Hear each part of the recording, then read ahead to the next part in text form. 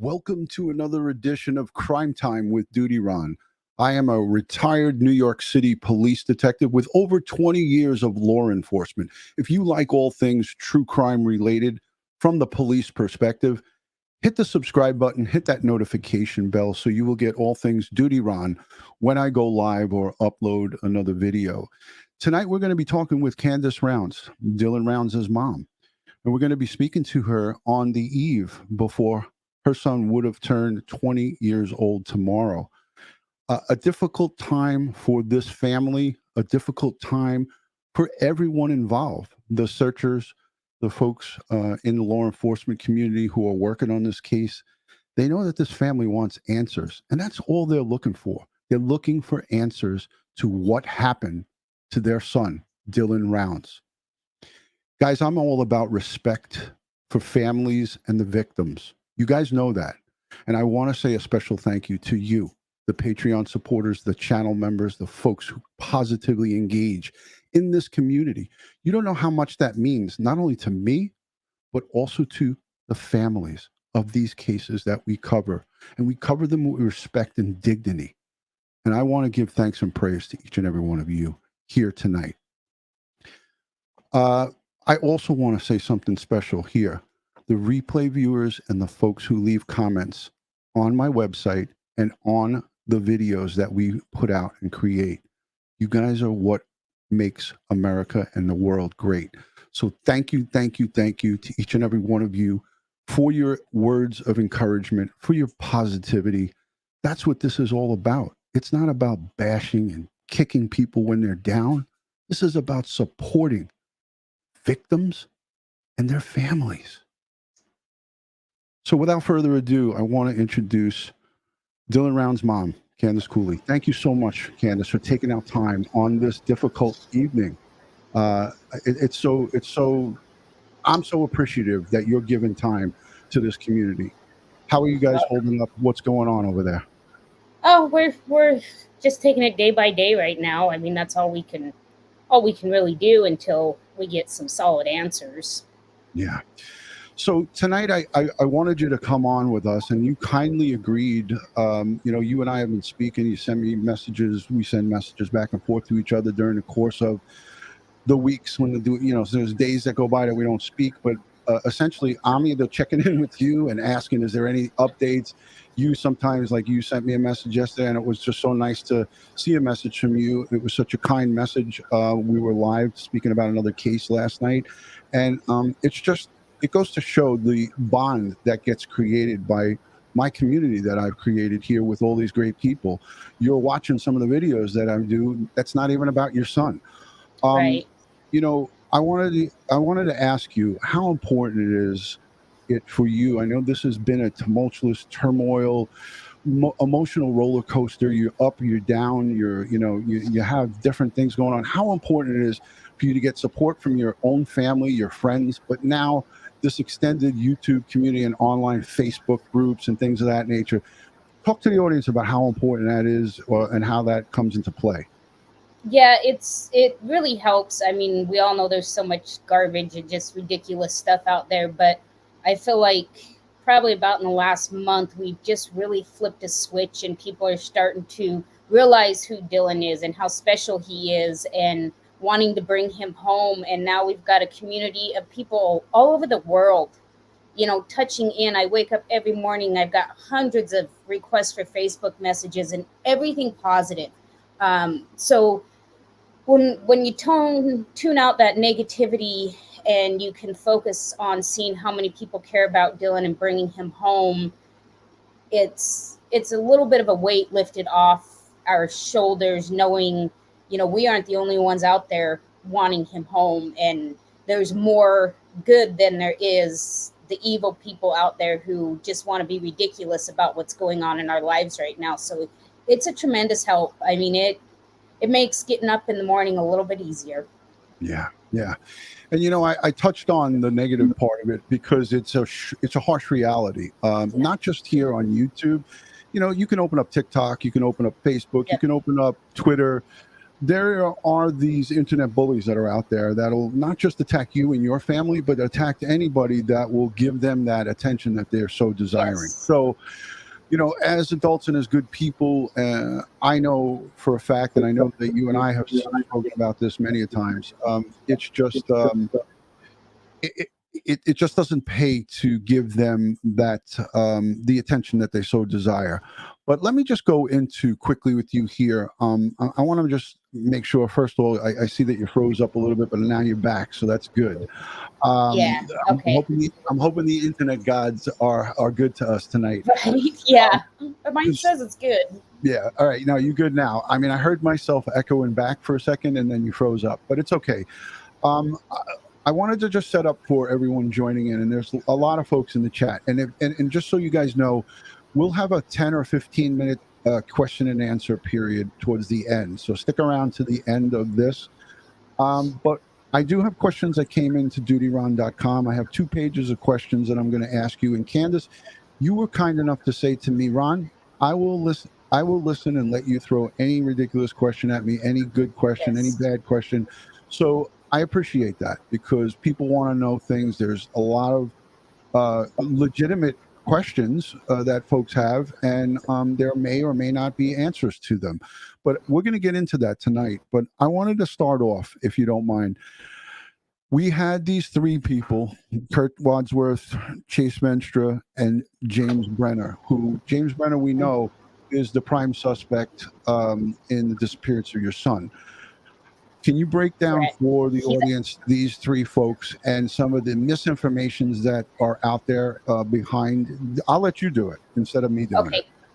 Okay. So you cut out there for a minute. So I know one of them is Chase Venstra, and it's been said that he was cleared from, he had a hearing last week and some lady was there and went on YouTube. Chase was never, ever said to be a suspect by the FBI or in Box Elder County. So when the question was asked in his federal court hearing, is he a suspect? And he was told, no, that wasn't even a hearing about Dylan. That had nothing to do with Dylan. It wasn't even, that was a federal charge, a federal hearing. One had nothing to do with the other. So it's hard to say if somebody's cleared if they were never a suspect to begin with. They've never said those words to Justin or I either. So yeah, he's been thrown in the mix of it. Justin and I called him a person of interest, offered a reward to find him, track him down. He came forward, which ultimately led to him going to jail. But as far as law enforcement's concerned, he wasn't ever listed as one. So to say he was cleared, well, let me ask you: did you and Dylan's dad, Justin, felt that at one point? Unless you call the suspect. Okay, so I guess we're having a little connectivity problems, but it's okay. I'm gonna wait it out. So what you were saying is essentially that you and Justin felt that at one point, Chase Venstra was a potential suspect or somebody that you guys were suspect of, and he was incarcerated, right? He was locked up. Yeah, so he was just somebody we wanted to talk to because that's who Dylan gave a ride to out of the desert. And when I originally talked to Dylan, when all this originally started, Dylan did end up giving Chase a ride. So this whole story that was built on this Chase Foundation with Dylan finding him in the desert with no boots or no shoes on and leaving him there.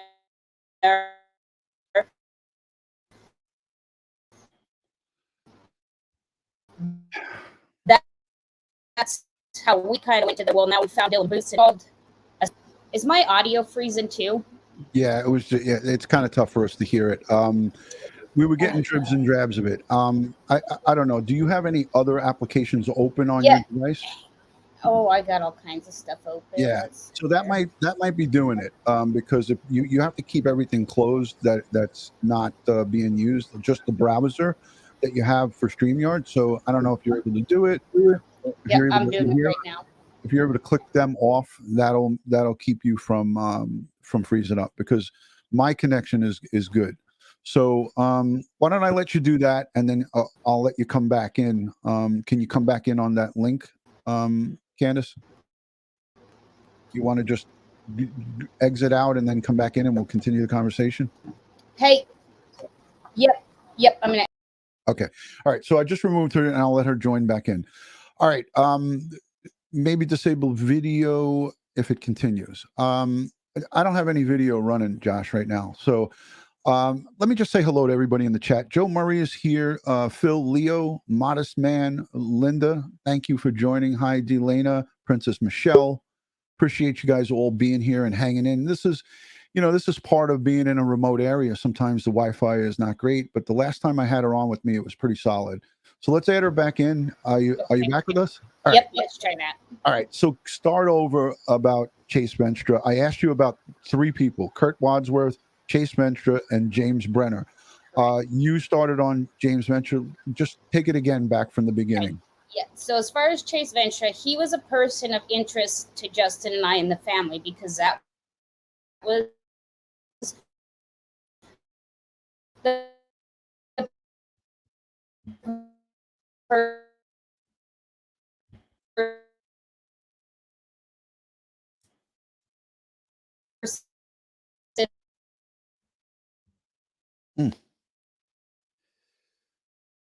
So frustrating.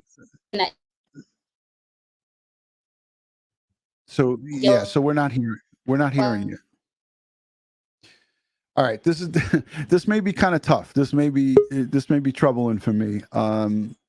But I know that it's not on my end. So guys, just please grin and bear this. We're going to try to work it out. Hopefully we can get it worked out. Josh is here to try to save the day. I know it's not me that's freezing up. It's a bad connection for her. Again, I'm not sure exactly where she is, but she's going to try to come back. Hopefully, the internet and Wi-Fi gods will do good for us. And if I have to, I'll have her just call in on audio and we'll take the video part off. So we'll see how that goes. Yeah, so I'm going to suggest that to her, that she disables her video and just has audio, and then I think we could do it the same way. I mean, it'll be fine if we do that. But again, I have a lot of great questions. I actually have 3 full notepads of questions for Candice. And none of these questions that I have set aside here are, did I give her any kind of, prior knowledge that I was going to ask her these questions. So this is going to be unfiltered, straightforward.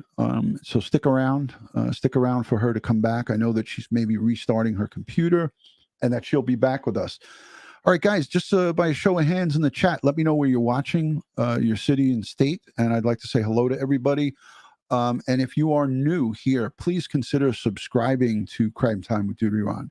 Hit the free red subscribe button. Put on all your notifications so you will get all things DutyRon and Ed Wallace when we go live or upload another video.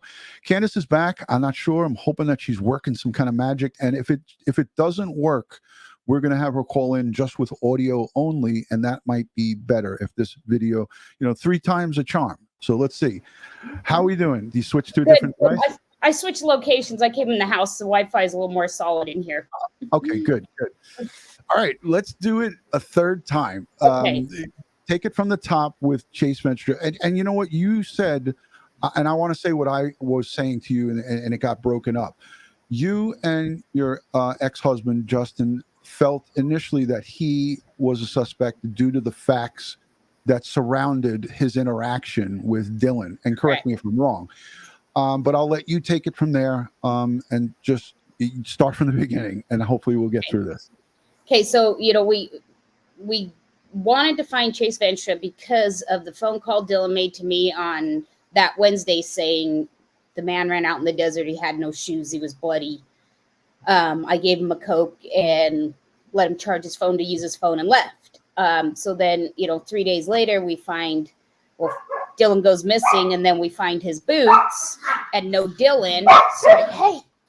And no Dylan, and the joys of the house. It's okay. So it kind of, fell into place. Like, Dylan's missing, but we found his boots. He left this guy in the middle of the desert with no shoes. Who's this guy? We need to find him. So that's what all the locals said. It was Chase. So that's why we put out the $5,000 reward as a person of interest to find Chase, and he came forward himself. And this was early on. Yes, this was the first week. Once Chase came forward and told his story, and Dylan did give him a ride, and then we had 3 other eyewitnesses who seen Chase get in the pickup with Dylan that Wednesday that were credible eyewitnesses. So that kind of debunked that whole theory of Dylan left Chase in the desert with no boots. Right. And was that theory debunked together in conjunction with the investigating authorities, or was it? No, at that point we weren't getting any help still. So that was just trying to put together pieces and try to figure out what was going on. So then we made a statement. We said Chase is no longer a person of interest to the family because he was in custody. So that's why we put out that statement, and everybody took it as he had been cleared. No, right. we got done what we needed to get done, and he was in custody on other charges. So that is the same thing that has happened now. So when whoever this lady was, and I don't even watch the YouTube, the garbage out there, came on and said, I talked to the people at the general attorney's office or whoever prosecutes that day in federal court and was told, no, he wasn't a suspect. He was never called a suspect. Right. That doesn't mean he's cleared. That means law enforcement has not came out and said he is a suspect because of this. Right. So it's hard because it's like, that'd be like saying everybody's cleared. No, I mean, it's hard to clear somebody until they're called a suspect. Then you can use the word cleared. Right. So that's where we're at with Chase. And he's not going anywhere either. And Box Elder and the FBI, they haven't talked to us about Chase. So, I mean, as far as I know, I know as much as everybody else.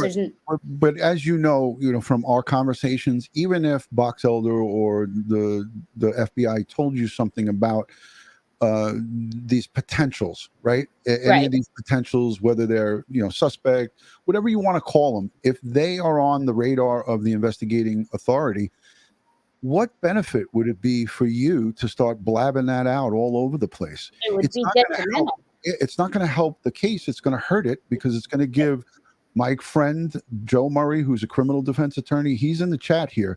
He would have a field day with that. So you're looking out for the best interest of your son, because at the end of the day, we want to find out what happened to Dylan. We want to find out who did whatever happened to Dylan, and we want those people or persons prosecuted successfully. So if we start getting loose lips and talking about information, and I tell you this all the time whenever we speak. Matter of fact, I think I annoy you a little bit when I tell you this, but I always say, shut it. Don't say anything. Right. Don't tell a friend of a friend. Don't tell anybody who's running a Facebook group. Don't tell anybody anything, because all it takes is one person and it spreads like wildfire. So as far as Chase goes, or anything that may pop up going forward, it is a detriment to start speaking about it. I would never speak about it.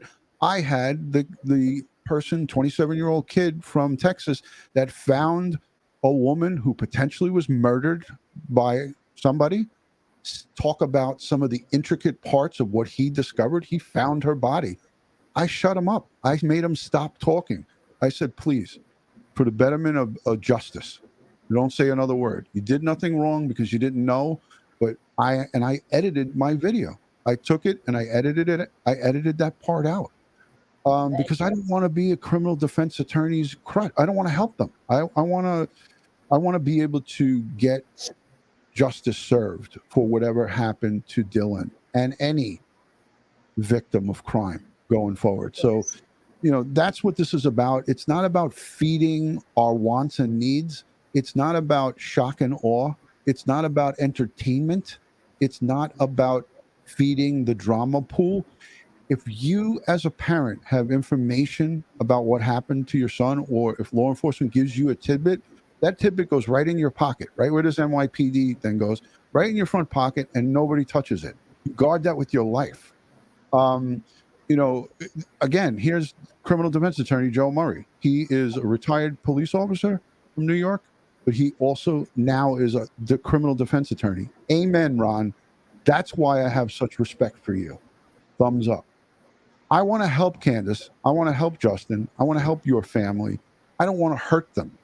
And that's what happens when the YouTube streets start jabber-jawing their gums about bullshit, and it makes a criminal defense attorney have a field day with a bunch of nonsense.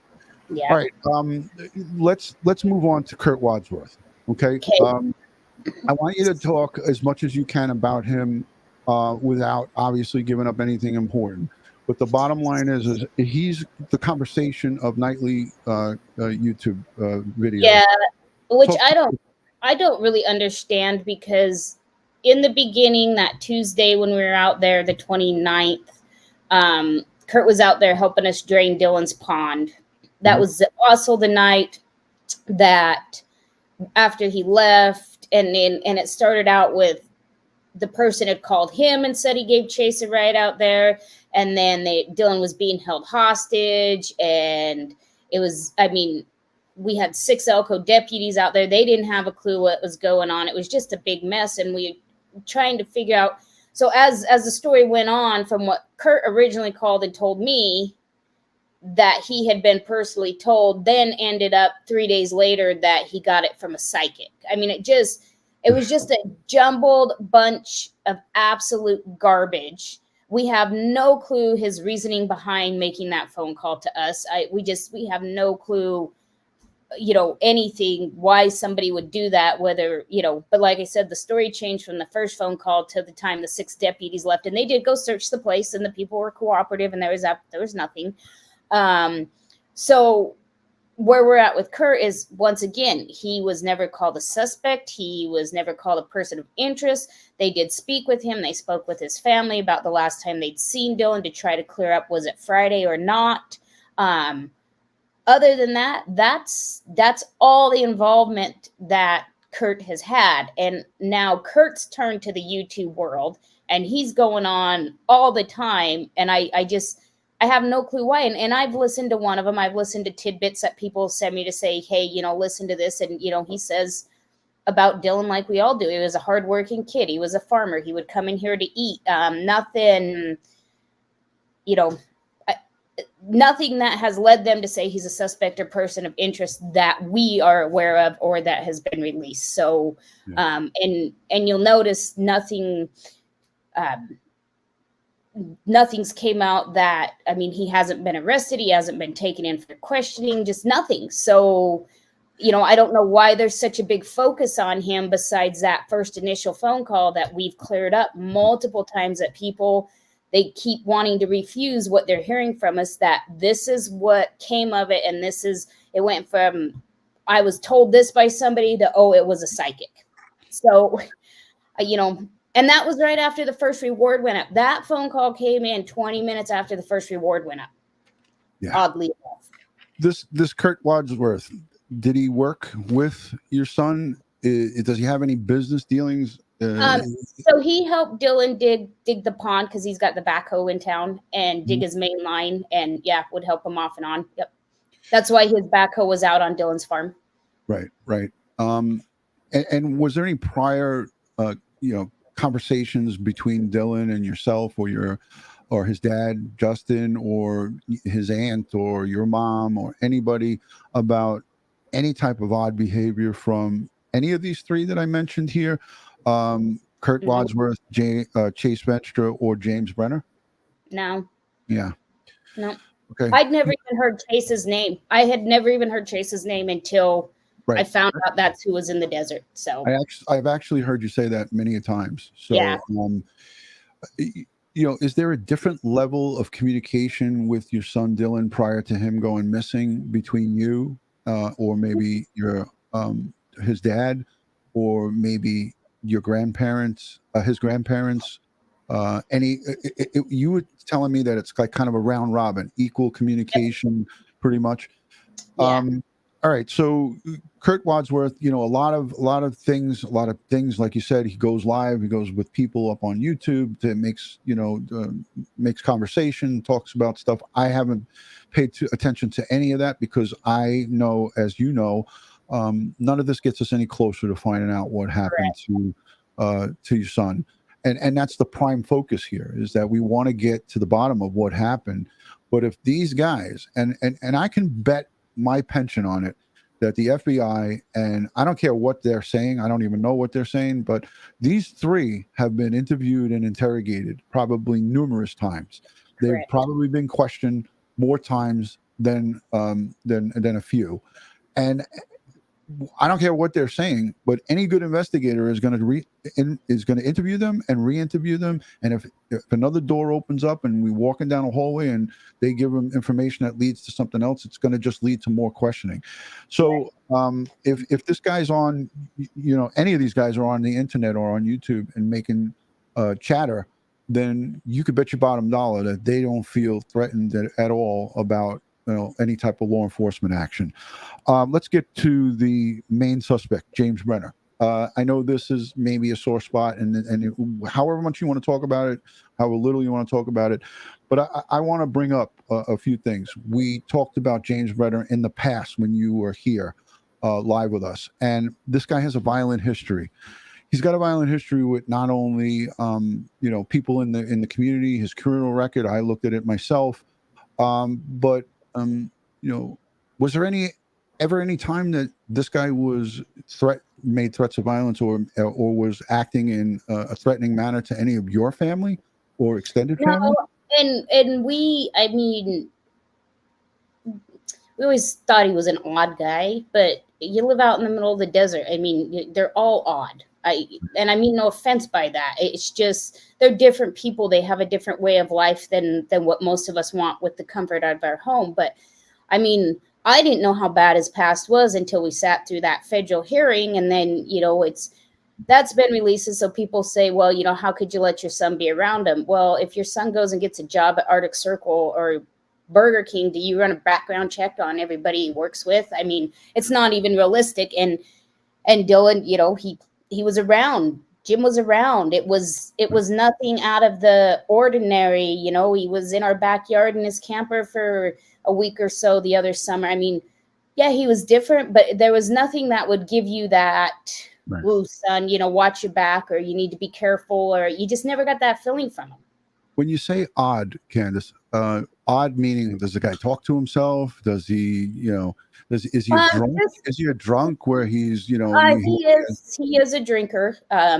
Right. But just in the way, the isolation that these people want, they don't want to socialize. That's why they're out there. They don't want to be around. So very, I guess you would say, socially odd. Just, right.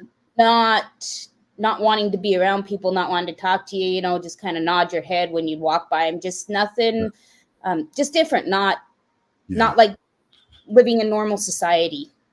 I get exactly what you're saying.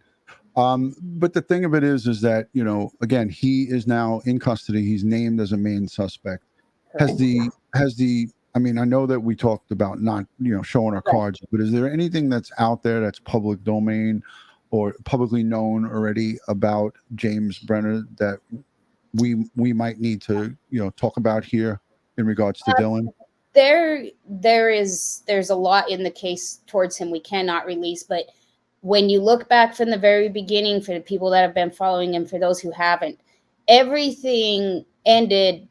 Everything we know was right there that day. Dylan's boots were found there that day. Dylan's grain truck had made it. Everything happened right on that property that he was squatting on. It's like Dylan never left that property, and that's what's led up to where we're at. And there has been a lot more gathered, and there is a lot more that law enforcement knows that will not be released until the whole story is put together. And that's why he's the main focus right there, is because there is stuff. So we just have to wait for more stuff to be processed, wait for everything to be put together, and then hopefully we will get some answers. And let me ask you, Candice, it was said early on in this, in your son's case, that James Brenner was wearing Dylan's hat. Is there any truth to that? Well, so it's the same exact hat Dylan had. Was it his hat though? I don't know. They've got it in for DNA testing. I can't tell you that. It's being tested. So that's what I know. Oh, okay. Okay. Whether or not they've gotten that back, I would think so, but I don't know how long it takes. But they have not there's a lot that they have not told us also that we know is being done, and whether or not it's come back, and they just don't want to tell us. I'll say this: if it did come back, you won't know about it, and nobody will know about it. They're going to keep that in their case file because that could be used against them in a prosecution. And if they divulge that information publicly, it's a no good. It's no good. So there are people that are speaking about it. There are people that are speculating about it. They could speculate and speak about it all they want. Correct. I asked you that because I know that you are smart enough that you would not tell me if, in fact, they said something to you that, it positively came back with Dylan's DNA on it. And I'll say it publicly now. If they come back and tell you that, which I don't think they will, but if they do, please don't say it. Don't put it out there. What about Dylan's gun? I want to put all this crap to bed. The gun, was that found? His cell phone? Can we talk about that? Yeah. So there's confusion on the gun and the key fob. So we found his shotgun, and Grandma and Grandpa, Larry and Karen, brought an extra key fob. So we located a key fob, but it was brought from Rigby, Idaho. His shotgun was in Rigby, Idaho. The pistol and the other key fob wasn't recovered. So that's where it blew up into this. Well, yeah, they found the gun and the key fob. We found a gun, and we got a key fob to his pickup. Okay, gotcha. So that's where that is. His cell phone has not been found. A cousin of mine got another Verizon phone and cloned his phone just to look at it. So then Dylan's phone went back online for a minute, and people that were friends with him on Facebook and TikTok, it just started freaking out. So that was not Dylan's phone. That was still before we were getting help from law enforcement. So we were trying to get any information in any way that we could to help us track down Dylan. Right. So because this is about your son and finding out what's happening to him. So the cell phone, we'll put that to rest. That was you guys cloning the phone. Was that done in conjunction with law enforcement, or you guys did that on your own? No, my cousins did that. We were still at the point where we just weren't receiving anything from law enforcement. They would still. And about when was that you guys did that? Early on, first week? Yeah, it was that first week. It was in the first 7 days or so, I believe. Okay. All right. Yeah. I mean, I would have done probably the same thing if I didn't have any background in law enforcement. I would have done the same thing. But you reported that you did that to law enforcement, right? Whatever the findings were inside that phone during that cloning. Yes. And if it was an iPhone, then you're getting it out of the cloud. If it's an Android, you're getting it from whatever Google, Google storage or whatever, Google Drive and things of that nature. So yeah, you're not trying to you're not trying to impede an investigation. You're trying to help, if anything. Yeah, we're just trying to find we were hoping if we turn the phone back on, there might be some text messages to somebody, I mean, anything that we could gather. But there was nothing. There was nothing out of the ordinary. It was all normal. And as far as weaponry, he had the long gun and a handgun, and that was it. Just those two weapons, and they're both accounted for. No, just the shotgun. Okay, just a shotgun, but not the handgun. Any ammunition or anything taken from his, residence? Any rounds in a box or? No, his rounds were out there where he usually keeps. I mean, I couldn't say if anywhere particularly missing because some were loose, some were in the box. I mean, right. Yeah. And has his trailer been impounded, taken in, moved out? Yeah. They took his campers on June 18th finally. So he had one that was just kind of storage, and the other one that was. Right. Where I have I knew of that. I just want you to. I know. I want you to put that out there. Yeah. All right. So we talked about Kurt Wadsworth, Chase Venstra, James Brenner. James Brenner is still in custody. Chase Venstra is still in custody. Kurt Wadsworth, we know he's out there jabber-jawing with everybody and talking it up, yucking it up, Real Housewife style. James Brenner, he is in on the charges. We listed them in the last live stream. I'm not going to go over it. He's got tons of stuff, but not any charges against him pertaining to your son, correct? What's your communication level with the FBI and any local? Because I have to assume that the FBI has the lead on this and not these local authorities. Local authorities will be the ones to put out info, but I know how this goes. The feds do all of the electronic forensics. Correct. They do all of the DNA. If Ed Wallace was here with us, we could take 20 minutes and talk about that. But I want this to be just about the facts. Are you in communication with the FBI on a regular basis? Are they giving you, I know you and I spoke, but are they giving you weekly, daily, bi-weekly? How is this going with the communication? Because people want to know. And you don't have to talk about the communication, but are you in communication with them? Yeah. So the communication with the FBI is great. I have one point of contact till I'll shoot him a text and he'll either say, give me 15 or immediately call me. So it's, you know, it's good now. That's mainly who I contact. Box Elder County, they were doing daily updates. Now they're kind of, every couple days, every 4 or 5, as we're waiting for stuff to come in, which I understand. We got to let everything forensics do its deal before. That's the hard part, is there's nothing to update, because right now there's been so much gathered that's being forensically tested. We have to wait and see what comes back to get the proper direction that we need to find Dylan and bring him home. Right. And that's completely understandable. Before we move on to the second part of this, because we're already at 36 minutes here, I have a couple other people, and I talked to you. This is the one thing I talked to you about in advance, because I didn't want to, again, you know how I am. I hope you know how I am by now. I'm all for supporting you guys and helping this thing along. But there's conversations about 3 or 4 other guys, an Ed Harshberger, a Tony Hardy, Dan Iverson, and Don Hately. Does Dylan have any association to any of these 4 that I mentioned here? And do you know any of these people? So we'll start with Dan Iverson. Dylan did a bunch of custom work for him over on the Independence farm. That's where he was at before he moved over to plant his farm. He's a good guy. He just Dylan happened to be doing custom work for him the couple weeks before all of this happened, and started to become associated with Dylan. He moved from another part in Nevada and came over into Dylan's area because one of the ranches there was sold and selling, and he bought it.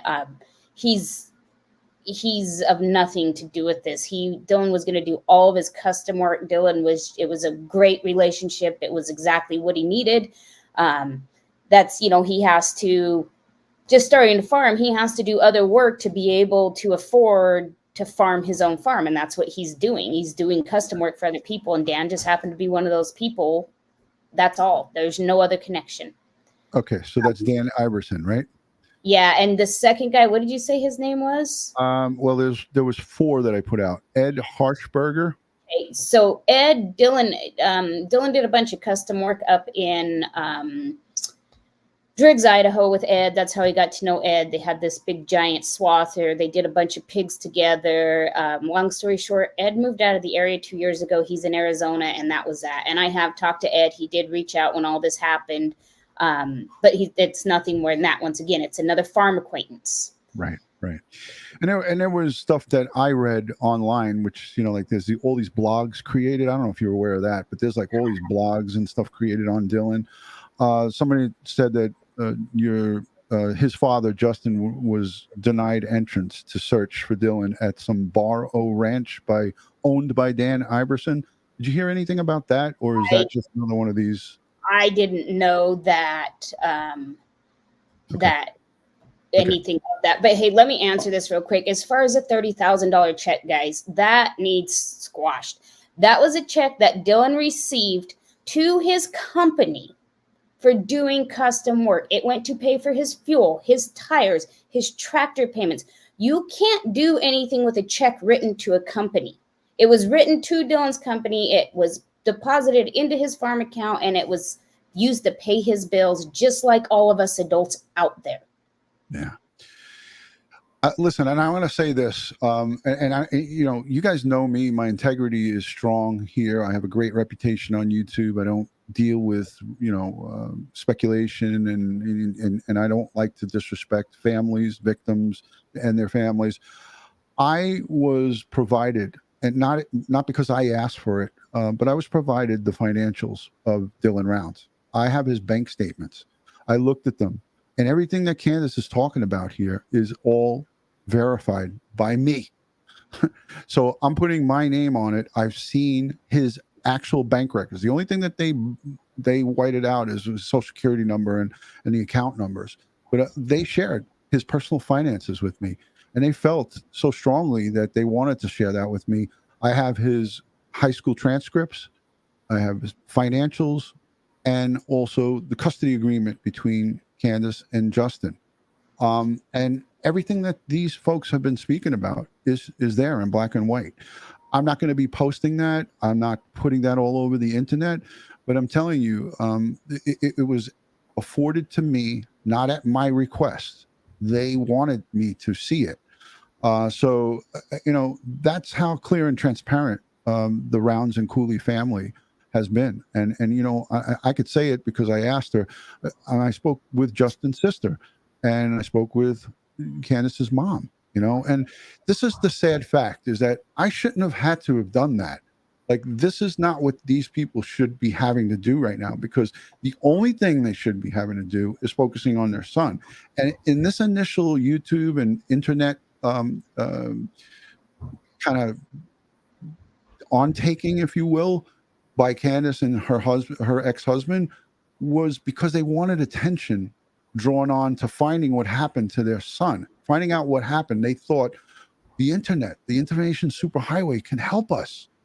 Well, they're finding out that it can help them, but they're also finding out the dark side of it, on how it becomes a anchor and a hindrance, and how hurtful it could be, because these people have hearts and feelings, and for Christ's sake, their son is missing.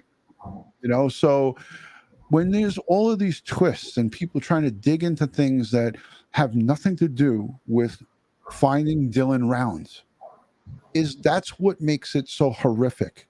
But like I said, I have all of the financials, his high school records, the custody agreement between Candice and her ex. And I've even offered to talk to Justin, and he's always welcome to come on and say anything that he wants here. Yeah, I mean, he could just come on and I'll just be silent and he could talk.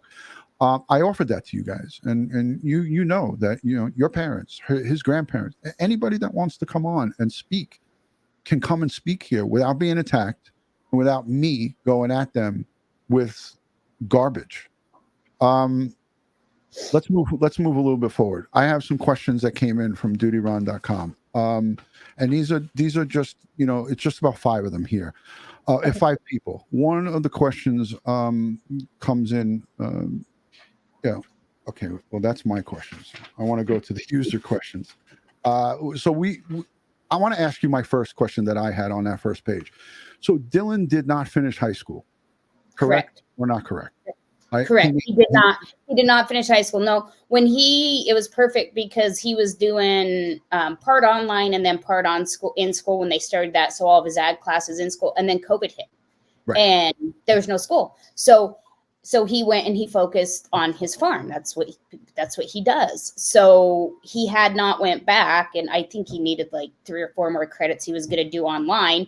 But once school came back on, but yeah, I mean, for him, it was just great. It's not that he technically dropped out. School just quit. Right. Was that during his senior year, the 2020 with the COVID? That would have been, yeah, I think so. Junior or senior? I'm not sure.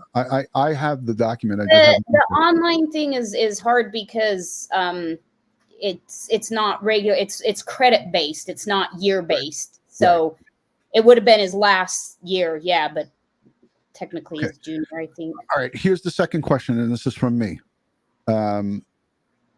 Is it true that you have a multi-million-dollar lawsuit against you, or judgment against you? No.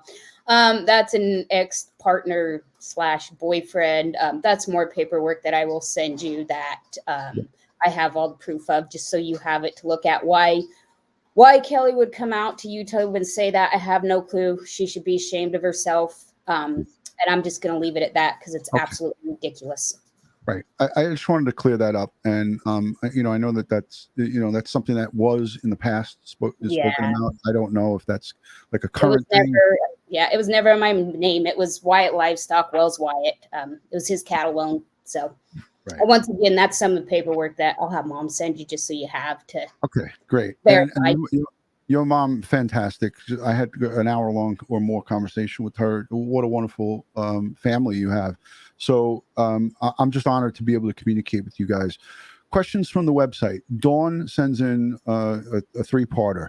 Did Dylan consider land purchases elsewhere before buying in Lucin? And were you guys behind the decision making, or was it his grandfather? Was it grandmom and granddad? Was it you? So, Dylan would have loved to farm here in southern Idaho, in eastern Idaho, but people got to remember you're looking at 10,000 plus an acre, and you don't just go out and get a couple $1 million loan, and even a couple $1 million isn't enough, isn't even beginning to be enough to get your own farm going.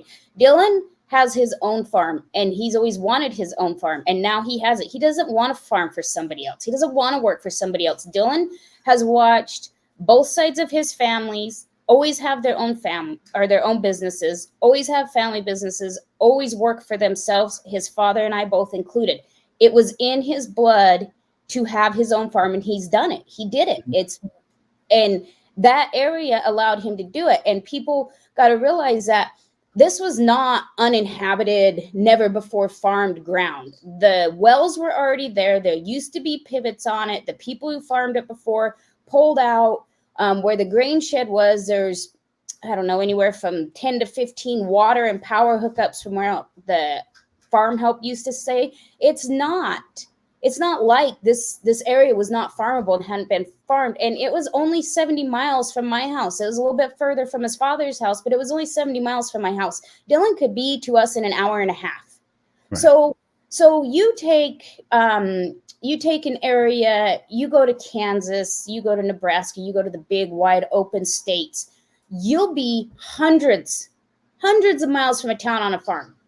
Right. Does it matter if there's sagebrush versus regular weeds? Is that really need to be taken into consideration? Because it's desert. We live in Idaho. It's a desert. Right. Yeah. It's not, Dylan wasn't thrown out to the middle of the desert. Dylan wasn't sent out there. Dylan found ground with water that he could farm, and he has made his dream come true. People shouldn't discredit that because we call it a desert. My backyard is a desert. Yeah. Yeah. No, I mean, well said. I just traveled 70 miles to visit my stepmom all the way out in the eastern end of Long Island. I was able to drive out with my wife at 1:00, get there by 2:30 or whatever, and have some lunch, hang out till 5:30, and come back here and get ready for this, this live stream with you. That's how close Dylan was. I wanted to ask another question too here. So there's so many, and I'm scatterbraining here because I was forgetting some of the things, but I want to, as I remember them, say it to you. There was so much speculation about the boots behind that dirt pile, and questions of people like, did you or any of the law enforcement dig up in the days that you were there that dirt pile to see if, God forbid, he was buried in that dirt pile? Do you have any answers for that? Yep, the dirt pile was thoroughly searched. We drained his irrigation pond, the grain truck, anything that was out there, all of his equipment, the fuel tank has since been drained. Everything that needed stuff taken out of it, drained, looked through, dug through. And I know the FBI, they did some other digs from some of the stuff like that EquiSearch does, and some of the other people that where they'd found disturbed stuff. It didn't end up leading to anything, but they have been out there actively doing that. And that's why we've asked the public to please stay back and let's let them continue this forward now, because the first until June 18th, it was rough. It was hard. We weren't getting what we needed. And once we got past that hump, we're getting what we needed now. And so the area was already so contaminated, we don't need to make it more. And that's why we're asking people, let's let law enforcement do their job, because they have collected a lot of stuff that half of us probably stepped on 25 times. Right. And So that's the thing is like, that's so important is because if there's something that's missed by law enforcement, the last thing you want is a civilian to go kicking something around inadvertently, not knowing, trying to maybe do some good. And, the less amount of people that are out there, the least amount of disturbance, the better. But also, there is, ground penetrating radar, the sonar that they use. There's all different kinds of things that the FBI, we saw this in the missing children out in Bakersfield, California, Sincere and Classic, Orion and Orson West. They use the ground penetrating radar to check complete open empty lots in the Mojave Desert. Okay. So, Lucin, Utah, Mojave Desert, you kind of, it's like you're looking at the same kind of terrain. Maybe one is a little bit more extreme being the Mojave, but at the end of the day, it's that same kind of region. It's the same kind of conditions, and they have the technology. Here's another one that I wanted to just talk to you about, and it comes again from Dawn. Was there food in his camper, and did it appear that he was coming back to his camper? I know that I've seen pictures, still photos of the inside his camper. My son's bedroom looks like that all the time. My youngest is 25. It looks like a bomb hit it. My wife is up his ass all the time to clean up his room, and it's like, I'm like, son, you're 25 years old. Clean that damn room up. So, can we talk about that a little bit? yeah. So, and I'm sure through the interviews and everything, people have heard he was actually staying at the Wadsworth a lot of the time in their extra motorhome.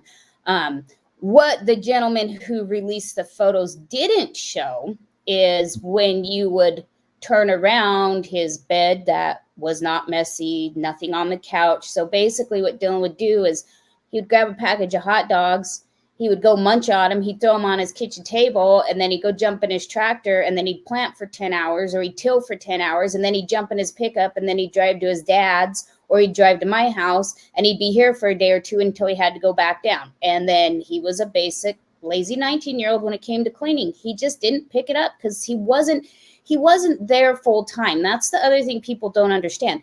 Dylan was there when he needed to plant or till or turn his pivot on. He wasn't there all the time.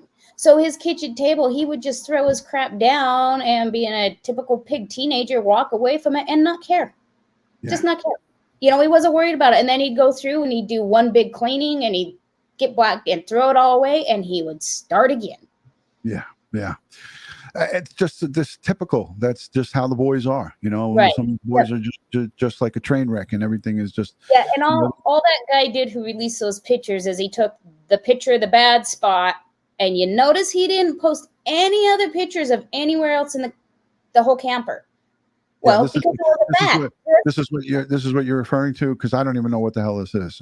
Ron, please tell Candice to view the video on Chase property. Was recently done and had interesting items inside. Prayers for her and her family. Are you making reference to this, Candice, or no? No, I don't know. I know they searched Chase's motorhome, but the arrest warrant has everything in it that was. All right, Robin, send that to me on DutyRon.com. I'll try to vet it and I'll take a look at it, and then I'll forward it over to Candice. So send me a link over on DutyRon.com. Anybody that has information on the disappearance, valid information on the disappearance or whereabouts of Dylan Rounds, send it over to DutyRon.com or send it straight into all the things that I have linked in the description, Box Elder, FBI, things of that nature. But if you have something that you're afraid to send into law enforcement, you could definitely send it to me, because I am prior law enforcement. I will vet it and I will forward it myself to them. So please do that. Here's another one. This is the part of the 3-part from Dawn. Did Dylan ever express to you or any other family members that he had fear of anyone that was around him while he was in Lucin? Or did he express any fear to any of his friends, unbeknownst to you, after the fact? Did you find that out? No. Okay, great. Melissa sends in a question, and I think we already answered it. Was ground penetrating radar or any other tech used in the areas of interest in and around Dylan's farm or the grain truck area? Mm-hmm. Yep. Yes. Yeah, that answer is yes. Kathy says, why was Dylan Round's cell phone found? I think we covered this already. If so, any evidence on it? We already spoke about it. Kathleen said, how often did Dylan use the grain shed since this was his first season planting? Did he get his first truckload of seed that day or that week? And how often did he have to use that shed for shelter, or is that just a one-time thing? So he was just trying to get his seed truck out of the rain. That was it, because the seed will sprout in the truck.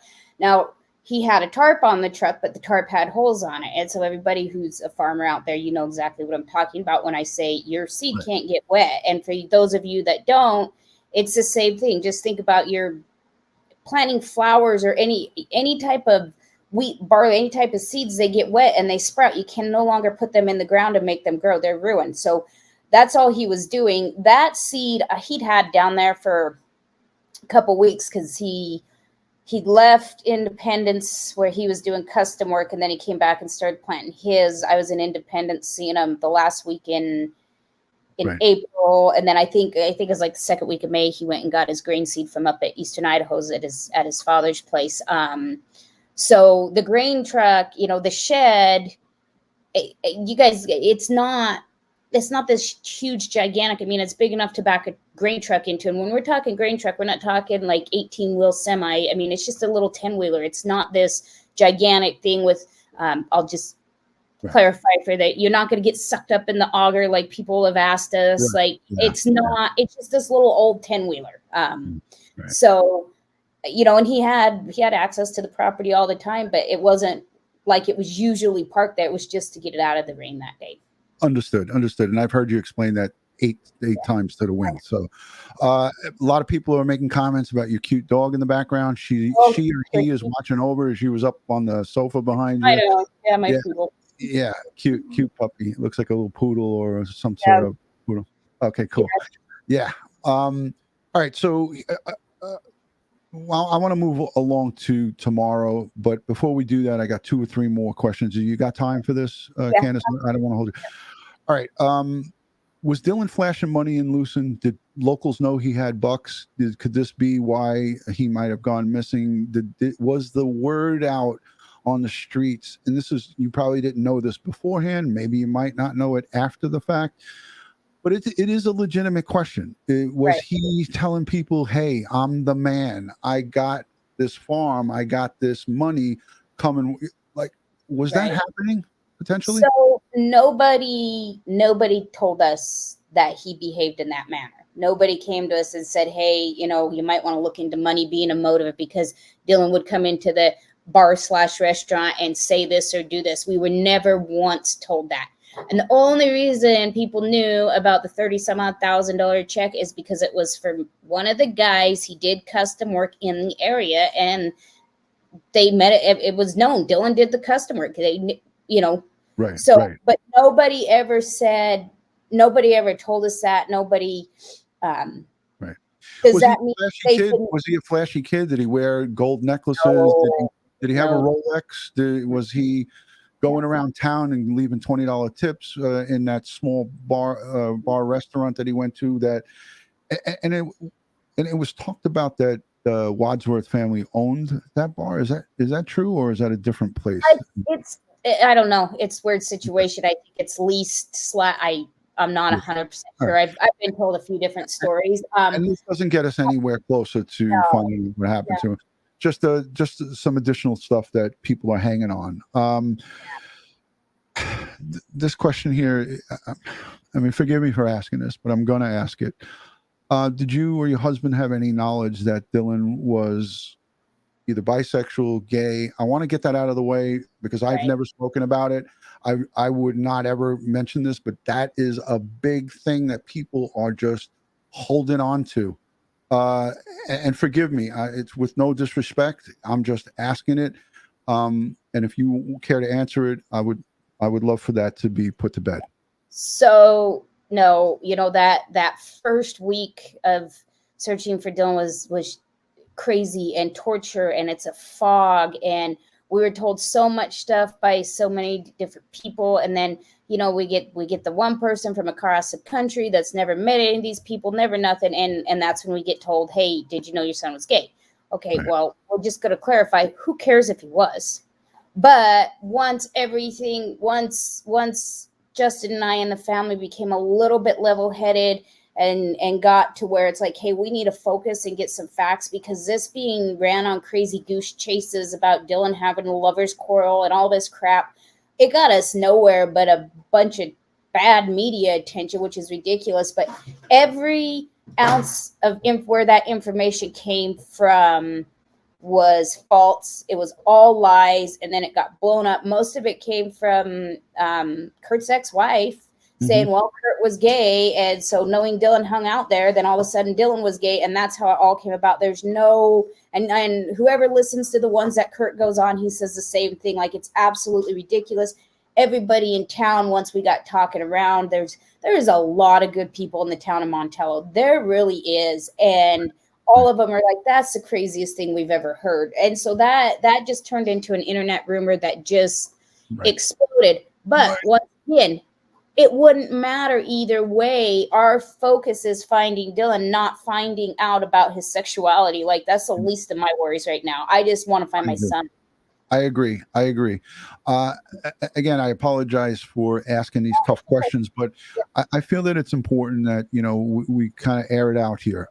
Robin Raven sent in a super chat a while back, and she said, was on his property recently, dug a hole, had a box with bullets and other items, a huge bag. If that was in fact found, Robin, if you're saying that, then that should have been handed over to the authorities, I think there might be some confusion on that, possibly. I'll try to get more clarification, but that was actually, I heard about the bag of bullets and everything, but that was actually buried out in the desert, not Chase's property.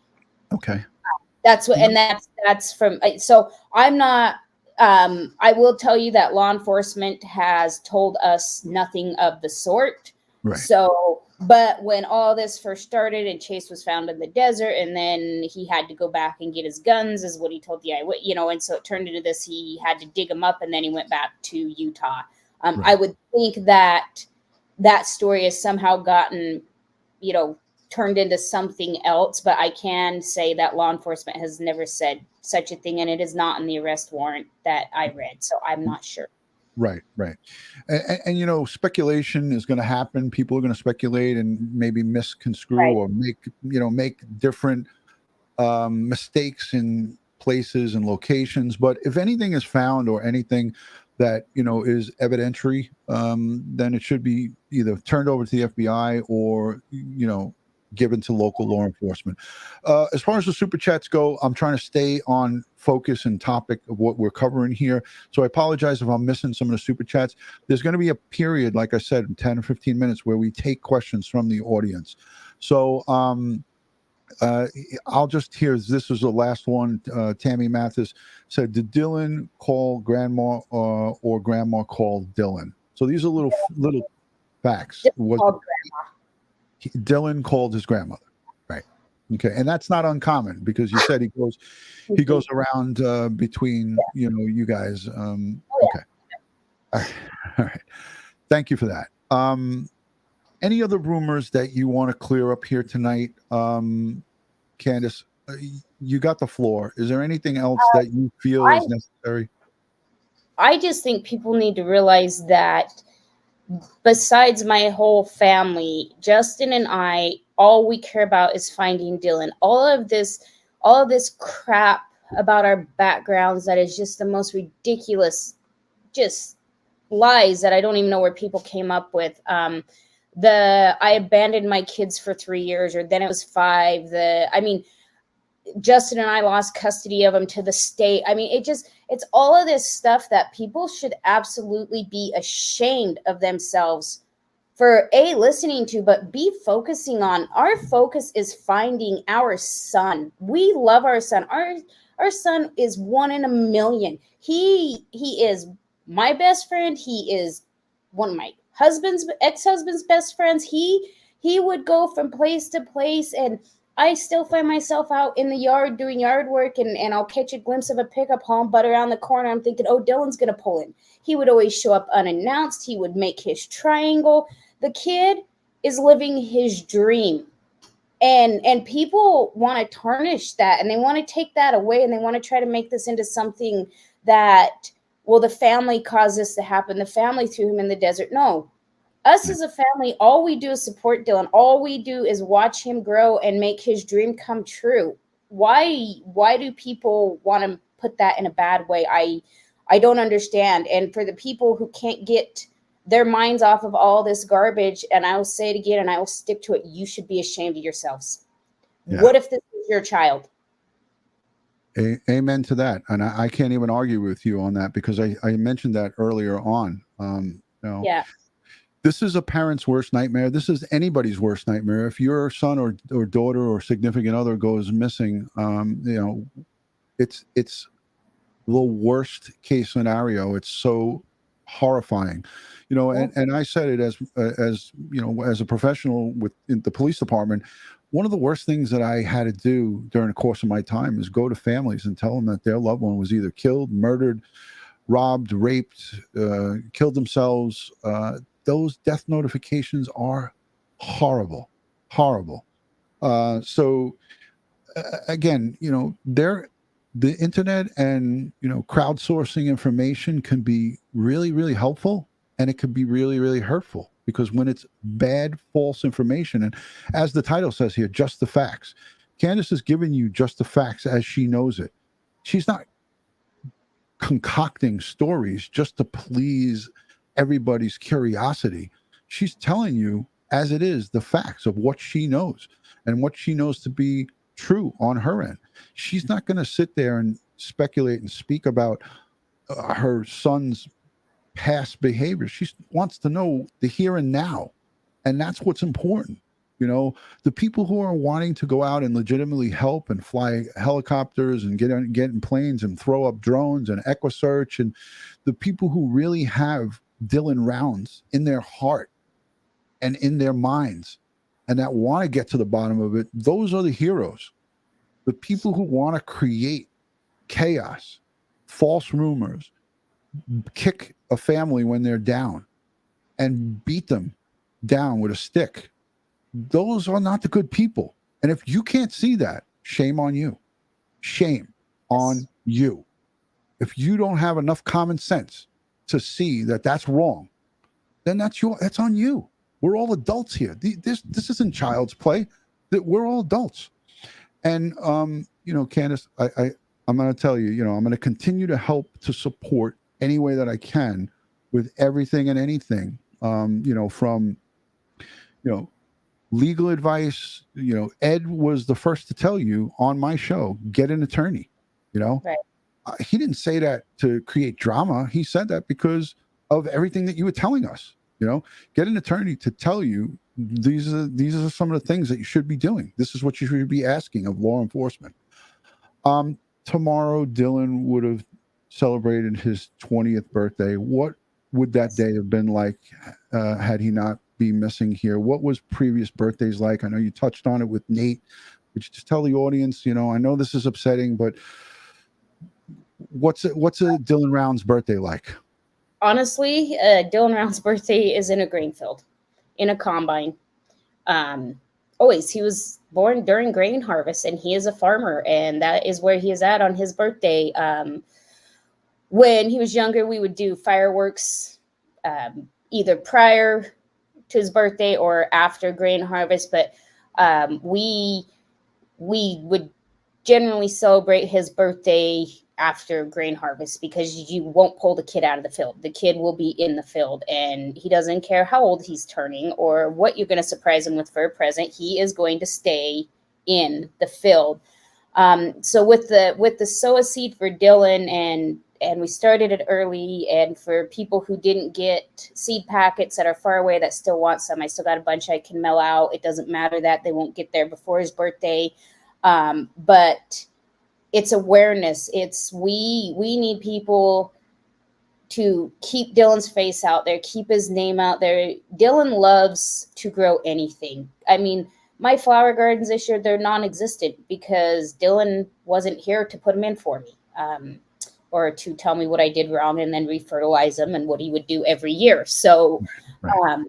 it's awareness that we need to keep Dylan's face out there until we bring him home, and we need awareness for all loved ones that go missing and for all the people that are fighting this battle that I'm fighting, because I know I'm not alone, but I want to keep it out there, and I want to keep it moving, and I won't quit, and I will continue after we get, I mean, we've worldwide, we have pictures of sunflowers people have sent in worldwide for Dylan. The positiveness of it. So, it's really it's a tribute.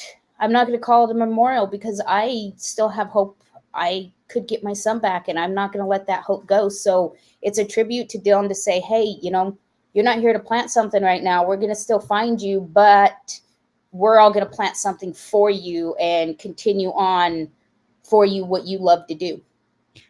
Yeah, amen to that. And you said it so well, Candice. This is what it's about. It's about keeping the awareness. Someone said in the chat, sent in a super chat and said, what could we as the public do to help? And you answered it without even seeing it. It was a super chat that came in a little bit ago as you were speaking, and you just so eloquently answered that. Keep talking about him. Keep talking about him in a positive way. Keep mentioning him. Here's pictures on the official Dylan Rounds Facebook group. I can just scroll through this thing if you don't mind. This is from the official, right? I want to bring up the fact that oddly enough, we're getting, negative feedback on this now, because we're getting people saying, well, now this Facebook page is all flowers and all tributes to Dylan. We need to know the updates. We don't have anything that we can release to update. So this is how I chose to keep Dylan's name out there. This is how us as a family came together and said, let's give him a tribute for his birthday. Let's keep him out there. We're not withholding stuff. I would love to be able to tell everybody in the world, hey, I have this new piece of information, guys, listen to me. We're getting a step closer. We are going to find out where Dylan is. But I don't have that. So we have chosen to keep the awareness, keep Dylan out there by doing this. So, it just goes to show, it doesn't matter what you do, you're still going to have somebody come back and say, well, now his Facebook is just flowers. Because that's all we have right now, and that's what's. And for crying out loud, it's tomorrow is a significant day. I know. You shouldn't have to explain that. You shouldn't have to explain it. If anybody's putting negative things about these, sunflowers being posted and beautiful tributes to your son, I mean, come on, that's coming from some toxic, shitty people. And you know what?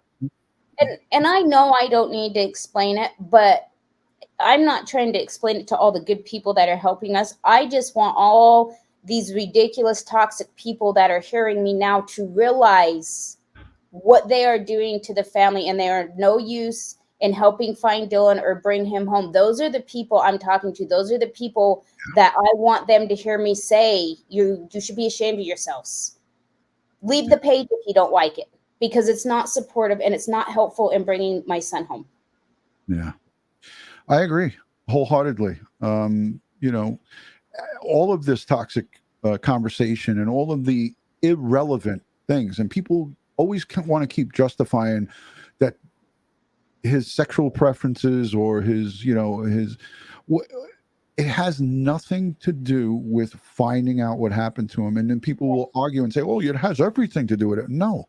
Investigation 101 says, listen, you start with the 50 residents that are residing in Lucin, Utah, and you work your way from ground zero out, and you eliminate and check people off who are no longer suspects, and you eliminate those people, and then you tighten the noose around the actual suspects or suspects neck. Either it's a suspect or suspects. Heidi Lee sends in a super chat, and she is one of my favorites. She's been around here for a long time. She is sending all of her love to the Dylan Rounds and family. Even if the rumors regarding his sexuality or his parents losing custody were true, it doesn't change the fact that he is missing and he needs to be found. Heidi Lee, my gosh, so well spoken, so well said. Again, that's the Facebook group, the official Dylan Rounds, Find Dylan Rounds official. Jazz runs it for you, and you are very active in there. This is to keep your son's face and name out there. This is one small tool in social media to continually have people speaking about your son, and that's what any parent is supposed to do. What more can you do? You can't conduct the investigation. You can't arrest the perpetrator or perpetrators.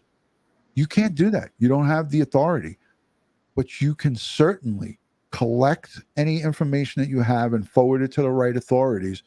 And this social media and crowdsourcing information amongst groups of thousands and hundreds of thousands of people, sometimes something comes of it.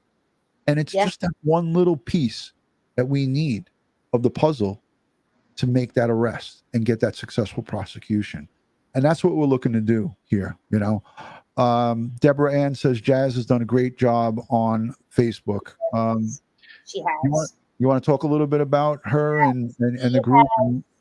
Jazz has done amazing. She really, when this all blew up, she had to pull focus off of any of the other people she was working with, and she's got a team of people behind her. But I'm a full administrator, so I see everything that comes on too, but I pretty much let Jazz handle it. I mean, I'll hit decline on the absolutely ridiculous stuff and all the meetings and psychics and that stuff, but I'll tell you what, that lady has dedicated so much time into helping us find Dylan and keep the positivity.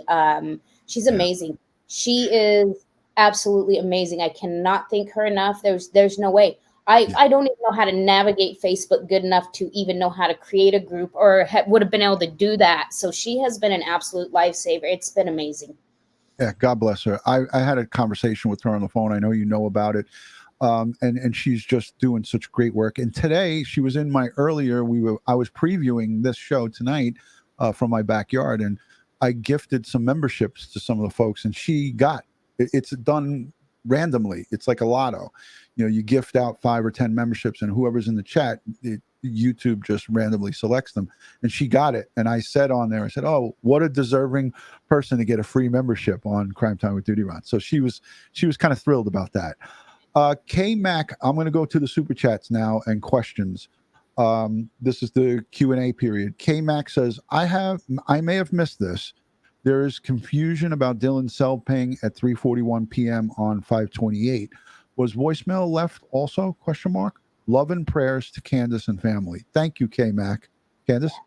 It was just a ping. It was a ping off of an app. So it wasn't a phone call or a text message. It was just, the apps were open in the background. So I'll just clarify, after the phone call with Grandma on 5/28, there was no other phone calls or text messages ever since. Wow. Okay. Thank you for clearing that up. Okay, here it is, Candice. Our criminal defense attorney sent in $500, the largest super chat that I've ever gotten on Crime Time with DutyRon. Joe Murray, criminal defense attorney, retired NYPD police officer. Candice, can I please buy you and your family, dinner or pay for whatever can bring some relief to you and your family, even if it's just for a little while? Wow. Thank you, Joe. I will gather up Dylan's brother and sister and everybody, and I will take them. $500. I'm sending it to you as soon as we get off of here. Thank you, Joe Murray. Holy crap. Wow. I'm floored by the generosity. And I told you, this is an amazing group. This is an example of what crowdsourcing and positivity with supporting victims and their family. And Joe Murray, what a classy gentleman. $500 to Candice and her family. Take out your family, take them out on, you could say, hey, finally an attorney bought us something. So unbelievable. Joe, wow. Okay, so questions. I'm looking in chat. Jennifer Nobles, Ground Zero for the boys in Bakersfield, sincere and classic. Thank you, Jennifer, for being here. She is a great friend of Crime Time with DutyRon. Mystery Maven Jess is a criminal defense attorney as well. Thank you for being here, Mystery Maven Esquire. Let's see. I'm looking for more questions. Let me just go back. Super chats. See, some of the super chats, they come in and then they disappear. So I apologize if I missed them. So B Botanical said, not all YouTubers are bad. I agree. I agree with that. Here she is on my channel. There's quite a few other really good ones that have the victim and their families at the forefront, and then that's how it should be. We're not saying that all are bad, and I know that Candice isn't either. Dylan seems like a hardworking young man with dreams. No one should talk bad about Mother Nature. It's so bad.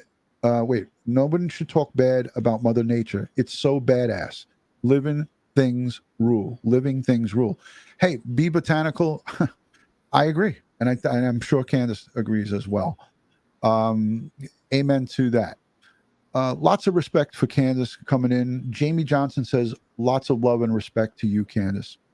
Thank you. Will the feds give any updates? We did mention that. Candice is in contact with, you have one contact. Yeah.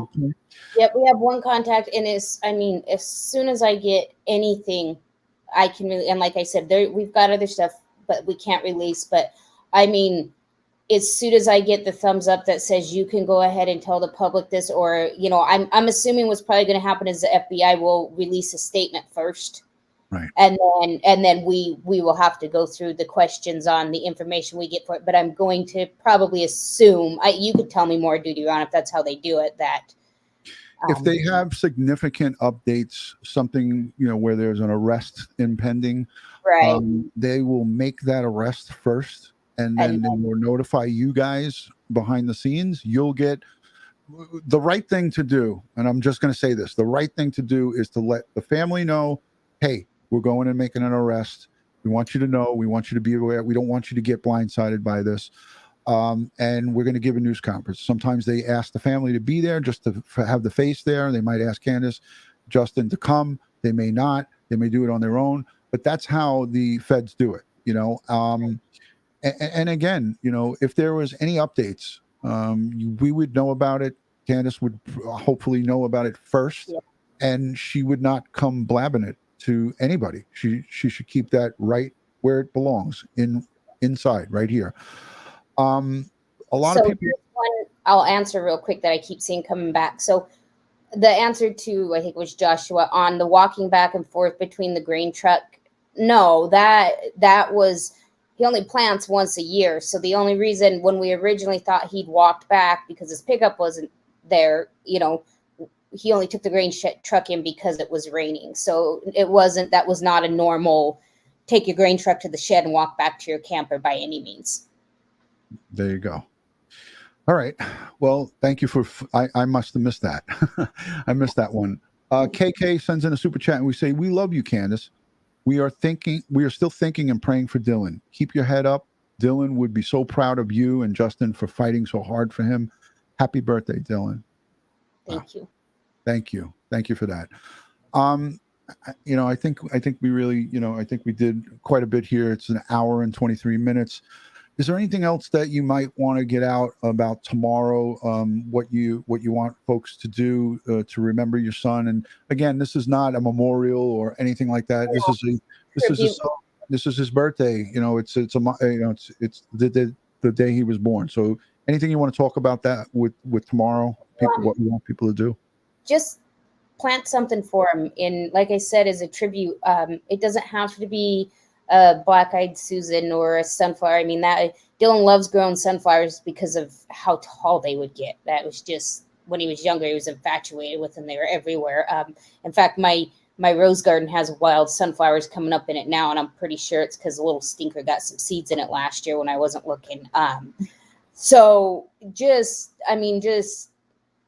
keep them in your thoughts, and all the positivity and all the support that keeps us as family going is what's going to get us answers and bring Dylan home. And for right now, until we have a direction and we have something solid on where to go, and if there's more places to look, we will be the first ones out there begging for the public's help. I mean, if we had a direction, we would be out there every day, but we got to let get process what's in there. We got to let forensics talk and hopefully have a direction from there and answers.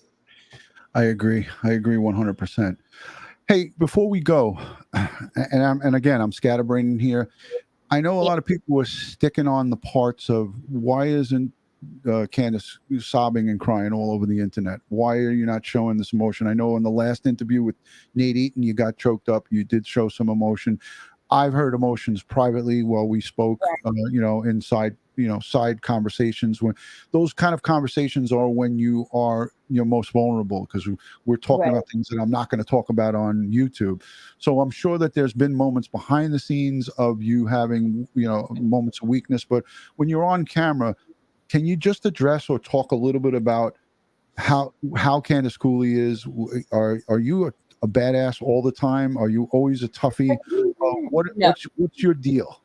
I have put all of my energy, all of my thoughts, everything, all of my strength forward to do these interviews, to bring awareness about my son, to bring my son home. It is very hard to listen to an interview and try to put facts together and try to follow what's going on when you can't even understand what a person is saying because they're so upset. They can't keep their facts together. Trust me, I have my breakdowns every day. Mm-hmm. I take that and I do that with myself, to myself. I'm a very emotionally private person. So I put on a complete different face, and this is my badass mommy is going to find her son face. I deal with my other side by myself, with my husband, with my other kids. I will not bring that out publicly, and I never will. And that's the only way I can stay focused and keep people focused on finding Dylan. And it's hard, but you just flip a switch and you go into the mode to get everything out there, to get Dylan's name out there and get help and get him found and bring him home. And so that's the interview side of me. Amen. I understand. And again, I'm all over the place, but I did have that written down, and I just saw it and glanced that I didn't ask you that question. The other thing we didn't discuss was Don Haley. I keep seeing him coming up. Do you want to discuss it? Because I see it. Yeah, we can touch on it real quick. So the other gentleman, the Hardy gentleman, I do not know. Period. I don't know who he is. I don't know him. And do you know how that's coming about? Who's speaking about him? I don't even know anything about him. Do you? Can somebody fill me in, and then maybe I can? I don't. So if somebody has information on this person, send it to DutyRon.com, and I'll take a look at it. I don't know anything about it because I don't have time to sit and listen to 3-4 hour live streams and people, babbling about garbage. But send me anything and everything that you got. I will take a look at it, and I will go over it and vet it and look at it and do my little investigation stuff. Don't bog down Candice or any of her pages with that stuff. Send it to me. I'll take a peek at it, and I will talk to Candice about it on the side. And then if there needs to be a statement, I'll deliver that statement. Because you and I, Candice, we could talk about this. I have said to you on numerous occasions, if there's something that you want me to say or get out without you having to come physically on here, you can tell me and I will put it out. And if I come live and come on the air, this is from Candus Cooley, I want you to be here to tell them it's going to be from you. I'm not just me. Yes. Yeah. So Candice has got a very small circle of people who she trusts because, for obvious reasons, I happen to be one of them. So, if there is information or anything that she wants to get out, she'll get it out through me, or she'll come on just like she's coming on here tonight. And you don't see her doing YouTube shows anymore because of obvious reasons, and I don't blame her. So. Okay, and then as far as Don Haley, he's been around for years. I mean, Grandpa knew him. He helped with the pigs too when Ed was around. That was it. I mean, helped on the farm. And yes, Dylan and Don had a falling out, and Dylan fired him. Put yourself in. I don't know how old Don is, in his 60s, and you have a 19-year-old as your boss. You really don't think at some point there's going to be a blow up and a parting of ways? I mean, that's just I know that, you know, it was released and everybody knows that, yes, Don held on to Jim's guns and Don coughed him up. Don gave them to authorities. Jim came over, said last time they searched my place, because they did a search warrant on June 18th. And then it was after that they went back again. And that's when they knew he'd had the guns, but they were taken over to Don's, and Don's, he coughed him up. Don is spotlessly clean record. But once again, never listed as a suspect, never listed as a person of interest, and has been a cooperative. And that's all I know. As far as the history with Dylan and Don, they've worked together for a couple, 3 years now back, because he would help Grandpa too. So Don was always a nice guy. Don didn't even give me that "you're odd." Don just didn't like people and didn't want to be around them.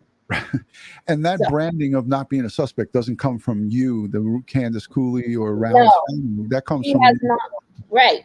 They have not. The absolute only person who has been called anything from person of interest to suspect, and he is a suspect, is James Brenner. Nobody else has been named. Does that mean they're clear? It just means we have a suspect, and if they feel these other people involved, then I know they're still looking into it, but they got to find a reason besides just saying we feel they're involved. Right. That's not a reason. That's not, you can't do anything off of that. So as of now, they haven't been called either one of those things, so they don't have anything, because they would call them out on it. You know, that's 100%. And now, Jessica, with this question, we answered this already. It's not about Candice wanting anyone out there. It's law enforcement and the FBI. They don't want people out there. Yeah. They asked her to make a statement as well. They both made statements together. Law enforcement has said that they don't want people out there kicking cans around and kicking dirt around.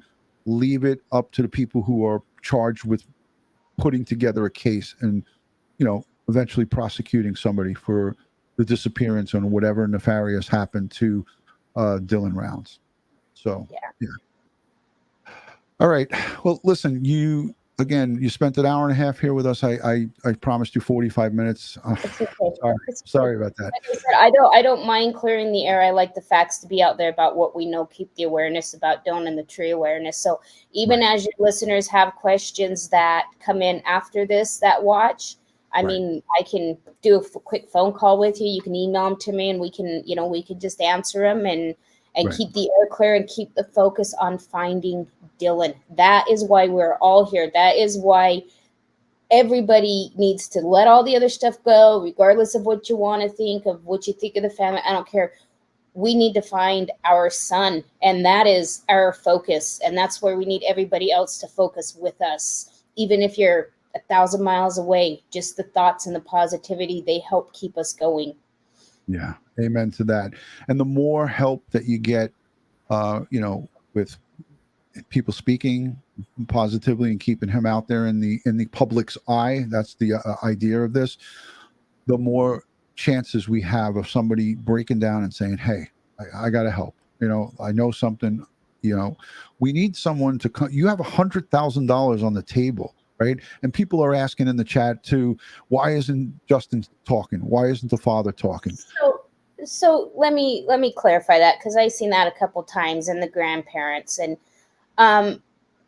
how many grandparents do you see go out on YouTube and go out in interviews in any missing persons case? First of all, that's not a general thing. As far as Justin and I, from the beginning, I have been the one in the interviews. That was my side. I can flip that switch better. So I was a better person to be there. Justin did interview with me with Nate Eaton, and he was going to go back and interview with me when I did the update, but he was busy farming. Once again, it's a busy season, but it's not, it's so much easier and keeps everything together more when you have a spokesperson. And a lot of people will hire that type of person, or, but in this case, that was my choice. I was the one who said, I will throw myself out there and I will be this voice for Dylan. And Justin is in the background all the time. I could tell him, hey, you need to go on DutyRon with me. And he would say, okay. But you're not going to gain any more information from having both of us than having just me and the same person over and over. And that's why he did come forward and do the Nate Eaton interview, because we haven't been able to release any more information since then, so everybody can see Justin and I are on the same page. This is our son. We are together. We are together on this. We're looking for him together. Just because he doesn't sit next to me in every interview and he doesn't want, it's not that he doesn't want to. He's not as comfortable with it as I am. And some people aren't that way. Some people can't flip a switch and go on and be a different emotional person. So that is of no fault to him. And, you know, he'd be on every one of them if I told him you need to be here. So what about the grandparents? Why would we involve? I don't know why people would even ask that. I mean, like I said, grandparents don't usually speak out. I mean, I don't see a lot of grandparents in missing persons cases, missing kids, particularly, that you got grandma and grandpa on doing interviews. And frankly, I don't want my parents nor Justin's parents out there to be subjected to any of the stuff by coming forward and putting their face out there and their voices and speaking, and have them subjected to what people have done to me for being the one to do that. That's not fair to them, and I wouldn't put either one of our sets of parents through it. Especially given what you are seeing that's happening. Correct. Yeah. Why would I want to subject them to that? Same with Justin's sister. Same with my sister. Same with our two other children. There's no reason to subject them to being out there so that people can attack them. And like I said, I know not everybody's that way. I mean, everybody on your channel is great. There's been a lot of flip and support, but unfortunately, there are those ones out there like that. And I will protect the rest of my family from that. I won't let it happen to them. I can take it. I can handle it. But I don't want them to have to bear it. Well, thank you for answering that question, because that seemed to be a hot topic of, people asking those kind of questions. And, again, it has no bearing on, you're doing a fantastic job of, being there for when the news reporters are outside court. I saw you give a couple of interviews outside court in the past. We're going into 3 months of this, you've handled the media and information. And like you said, if there's nothing to talk about, what's the sense? Like, I've never asked you to come and talk with me, because each time I call or text you and ask if there's something new, you say no. So why am I going to do hours and hours of live streaming about your son? I mean, it would be okay if I just one time went on and said, oh, Dylan Rounds. But I do that. I mention him all the time when I speak. Here's a super chat that came in from Reels K. Rakin. People are saying law enforcement and FBI won't search spots found or call back on tips that are substance. Is that true? ? And are they helping? So on the searching, that's not true. People have to realize, everybody, I still get daily messages. Oh, did you search this place? Did you search that place? Did you, this mine? Yes, we have. So it's hard when you get, I can't imagine the phone calls that they're getting too. I mean, there was one point they said, they were getting hundreds a day on places that should be searched in that desert because this person camps there, or this and right. So, and then on the tips, what people have to realize is we have stuff that it's not been handed out to the public. So what you might think is a tip, they may have evidence that the tip is completely nothing to do with it. And when they're getting hundreds of these a day on this voicemail system, and Jazz is going through them too on email and on all, her tip line, when we can look at that tip and say, yeah, we 100% know that this is not relevant, they're not going to call you back and tell you that. Because that's all they do is spend all day. If your tip is relevant, they're going to call you and get more information. But if they do not call you back, they are listening to them. They are helping now. It's just like our FBI agent said, he can't, the stuff he gets on a daily basis. And it's well-meaning people that, maybe I seen this day, or, hey, I thought of this thing. But we have stuff that we could say, and they could say, well, no, that's not even in, but they're not going to take the time to call you back and tell you that. So I guess don't take offense if they don't call you back. There's a reason why they sift through the tips and only call back on the ones that are actually relevant and do have something that maybe they can get off of them. Yeah.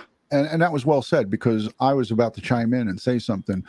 Yeah. We, and when I was, active, I would have to man a tip line once a month, and manning that tip line is exhausting because, you got people calling you and saying that they're hearing voices telling us that, this person is over here, it's coming from my TV. And then you have everything from, there's a red cooler, and inside the red cooler there's a brown box, and it's buried 6 feet under Lake Winnipesaukee, and so yeah, it's insane. And I don't know how people can focus their energy on even sending us that stuff. I mean, I had one lady try to hit me up on Facebook saying Dylan's by the tallest piece of sagebrush out there, and I'm like, the tallest piece of sagebrush. How would you know what the tallest piece of sagebrush is? It's hundreds of square miles of sagebrush. Like, it just, it's a waste of everybody's time, frankly. And I just never knew this existed in missing people's cases, period, whether it's husband, wife, whatever, loved one. I didn't know. Because it's not something I would follow on a regular basis anyway. So I just didn't know it was there. And it's been a huge learning curve for what's Absolutely. out there, and do's and don'ts, and how to find a loved one when you're dealing through all of this stuff. Yeah, it's difficult at best.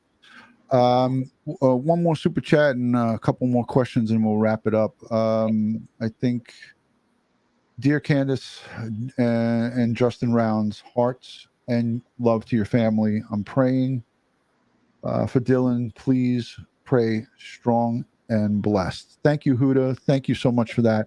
That comes from outside the United States, a super chat. I kind of lost it, and the comments are going by fast. Oh, here it is. All right. So Huda London, mental health and crime. Dear Candice and Justin, and hearts for your family, prayers. I'm praying for Dylan. Please stay strong and blessed. Thank you so much. Thank you for that. Again, I want to just say thank you to the folks on Facebook. I put this onto LinkedIn. I have several thousand people on LinkedIn that follow me professionally in the police trade. Most of my contacts on LinkedIn are from my career. So thank you to everyone in LinkedIn, Facebook, Twitter, and also YouTube. Did you see something, Candice? Yeah, I'm curious, George. That is absolutely not Brenner in the Heavy D video. That is a good friend of ours that's helping us search. No, that's not him. Thank you for that. Thank you for that, because people are going crazy talking for hours about that. Somebody sent me a link. No, he's a good friend of ours. He lives in the same town with us. I don't even know who came up with that was Brenner, but it was not. That is not James Brenner at any point in the edited video or the original video, because there's two different videos that people are talking about.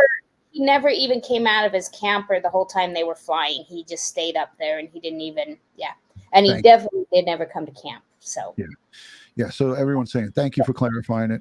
Hey, listen, if you're looking for answers to the questions, you're in the right place. Watch this replay, watch it back. It's an hour and 45 minutes now. Again, I want to send you, Candice, and your entire family, nothing but strength, prayers, and positive vibes. Going forward, you know that you have a friend in me and Ed Wallace and my entire community here.